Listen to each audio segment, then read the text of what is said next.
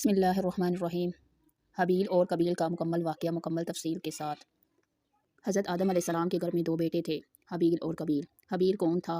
حابیل ایک چرواہا تھا، بکریاں چراتا تھا، بکریاں پالتا تھا، جانوروں کی دیکھ بھال کرتا تھا۔ اس کی شخصیت نرم دل تھی، اللہ سے ڈرنے والا تھا، صابر اور شاکر تھا، کبھی کسی سے نہ لڑنے والا تھا، ایسا انسان تھا۔ قابیل ایک کسان تھا، کھیتی باڑی کرتا تھا، فصلیں اگاتا تھا، اور یہ شخصیت کا غصیلا، حسد کرنے والا، نفس کا غلام، ہمیشہ اپنی مرضی چاہنے والا انسان تھا۔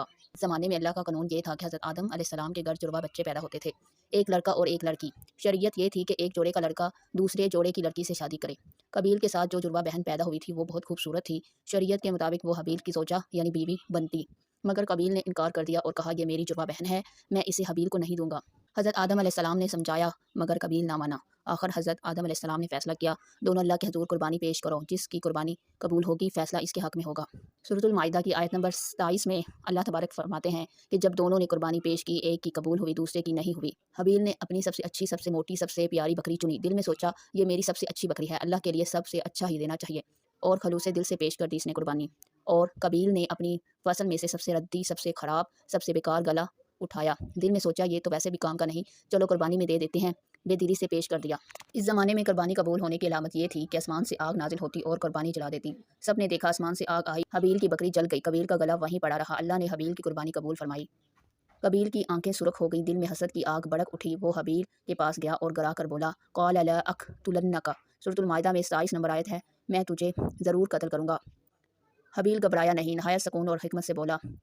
سورۃ المائدہ کی 27 نمبر آیت میں انما یتقبل اللہ من المتقین، اللہ صرف پرہیزگاروں کی قربانی قبول کرتا ہے، قصور میرا نہیں تیرے دل کا ہے۔ سورۃ المائدہ کی 28 نمبر آیت میں اللہ تعالیٰ فرماتے ہیں کہ اگر تو مجھے قتل کرنے آئے میں تجھ پر ہاتھ نہیں اٹھاؤں گا، میں اللہ سے ڈرتا ہوں۔ سورۃ المائدہ کی 29 نمبر آیت میں ہے کہ اگر تو نے قتل کیا میرا اور اپنا دونوں گناہ تجھ پر ہوگا اور تو جہنمی ہوگا۔